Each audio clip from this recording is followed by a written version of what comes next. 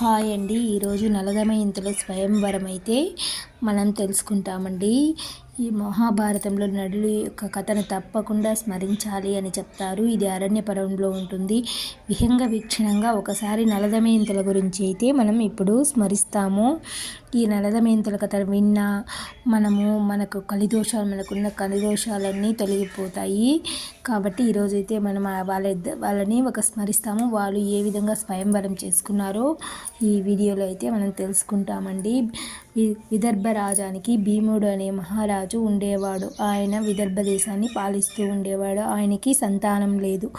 దమరుడు అనే మహర్షిని సేవిస్తూ ఆ మహర్షి యొక్క అనుగ్రహం చేత ఆయనకి 3 కుమారులు 1 కుమార్తె కలుగుతారు. ఆ మహర్షి అనుగ్రహంతో పుట్టింది కాబట్టి ఆమెకు దమయంతి అని పేరు పెట్టారు. ఆమె ఎంతో గొప్ప అందగత్తె దినదిన ప్రవర్తమానమైతూ ఎదుగుతూ ఉండేది. పక్క రాజ్యంలో నలమహారాజు కూడా ఉన్నాడు. ఆయన శ్రీరామచంద్రమూర్తిలా ఆజానుబాహులా గొప్ప అందగాడుగా ఉండేవాడు. గొప్ప శౌర్యము ఉన్నవాడు చక్రవర్తి. ఆయనను వివాహం చేసుకోవాలన్న కోరిక దమయంతికి అనురక్తమైంది. ఎందుకంటే ఆ రాజ్యానికి వెళ్ళి వచ్చిన వాళ్ళు ఆయన గురించి గొప్పగా చెప్తుంటే ఇక్కడి నుంచి అక్కడికి వెళ్ళిన వారు దమయంతి గురించి గొప్పగా చెప్తూ ఉండేవారు. అక్కడికి నలమహారాజు కూడా సరే కొన్నాళ్ళు ఇలా జరిగిపోయింది. దమయంతి తండ్రి భీముడు నీకు వివాహం స్వయంవరం చేసుకోమ్మా, నీకు నచ్చిన వారి మెడలో వరమాల వెయ్యి అని అయితే చెప్తాడు. అందుకు దమయంతి కూడా ఒప్పుకుంటుంది. దమయంతిని వివాహం చేసుకోవాలన్న కోరిక నలమహారాజుకు కూడా కలిగింది. దానికి తోడు ఒకరోజు నలమహారాజు ఒక హంసనైతే పట్టుకుంటాడు. దానికి హంస అంది, నన్ను విడిచిపెట్టు, నీ గుణాలు వెళ్ళి దమయంతికి చెప్పి నీ మీద అనురక్తం కలిగేటట్లు చేస్తాను అనింది హంస. ఆ హంసను నలమహారాజు విడిచిపెడతాడు. అది దమయంతి దగ్గరికి వెళ్ళి నలమహారాజు గురించి చెప్పి ఆయన మీద అనురక్తి కలిగేలా చేసింది. అందుకు దమయంతి కూడా నా గురించి కూడా నలమహారాజుకు చెప్పి నా యందు అనురక్తి కలిగేలా చెయ్యి అనేది హంసకు చెప్తుంది. హంస వెళ్ళి నలమహారాజు దగ్గరికి వెళ్ళి దమయంతి గురించి చెప్పి దమయంతి యందు అనురక్తి కలిగేలా చేస్తుంది. కొంతకాలం ఇలా గడిచిన తర్వాత దమయంతి నలమహారాజును పెళ్లి చేసుకోవాలి అనుకుంది. తండ్రి స్వయంవరం ప్రకటిస్తానమ్మా, నీకు కావలసిన వారిని చేసుకోమని చెప్పాడు. నలమహారాజు కూడా ఈ విషయం తెలుసుకుని స్వయంవరానికైతే బయలుదేరాడు. దేవతలు కూడా బయలుదేరారు. ఇంద్రుడు, దేవేరు, వరుణుడు, యమధర్మరాజు నలుగురు అయితే కూడా బయలుదేరినారు ఈ స్వయంవరానికి.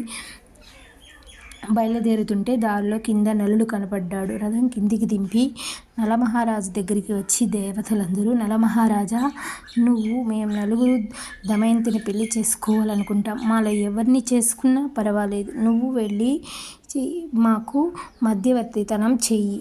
దమయంతి దగ్గరికి వెళ్ళి మా గురించి చెప్పు, మాలో ఎవరిని చేసుకున్నా పర్వాలేదు అని చెప్తాడు. అంతకుముందే నలమహారాజు వీళ్ళకు మాట ఇస్తాడు, మీరు ఏది చెప్పినా నేను చేస్తాను. నలమహారాజు తొందరపడి చెప్పిన దానివల్ల, చేస్తానని ఒప్పుకున్న దానివల్ల నువ్వు సరే ఇంకా తప్పకుండా అయితే వెళ్తాడు. నువ్వు వెళ్తున్నట్టుగా ఎవరికీ తెలియదు, నీకు ఆ వరం ఇస్తామని అయితే దేవతలు చెప్తారు.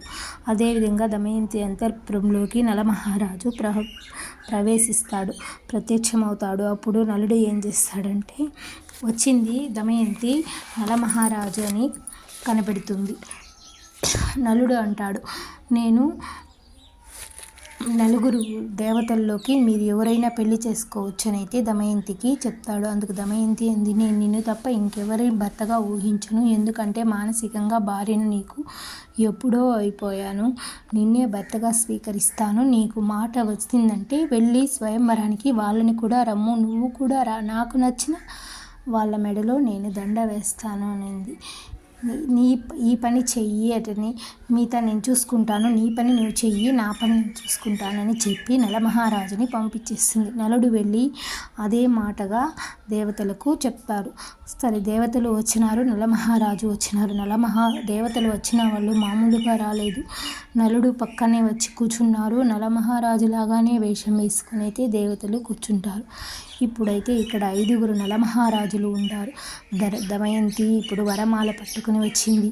చూస్తే 5 మంది ఉన్నారు. ఇక్కడ ఎవరు నలమహారాజు అని కనిపెట్టలేక ఆమె దేవతల్ని తన భక్తి చేత ప్రార్థిస్తుంది. నలుడికి మనసిచ్చాను, ఆయన రూపాన్ని నాకు కనపడేలా చెయ్యి అంటే వెంటనే దేవతలుగా మారిపోతారు ఆ నలుగురు. దేవతలకు వచ్చి ఒక వరం ఉంటుంది. వాళ్ళకు చెమట పట్టదు, కనురెప్ప పడదు, భూమి వచ్చి పాదాలను తాకదు. అది ఆవిడ గ్రహించింది. భూమి తగులుతున్న పాదాలను నలమహారాజుని తెలుసుకుని వరమాల నలమహారాజు మెడలో అయితే వేస్తుంది. అప్పుడు దేవతలు, అమ్మ ఎంతటి ధర్మాన్ని పాటించావు తల్లి, అందుకే నేను మీకు వరమిస్తున్నాను తల్లి అని ఇంద్రుడు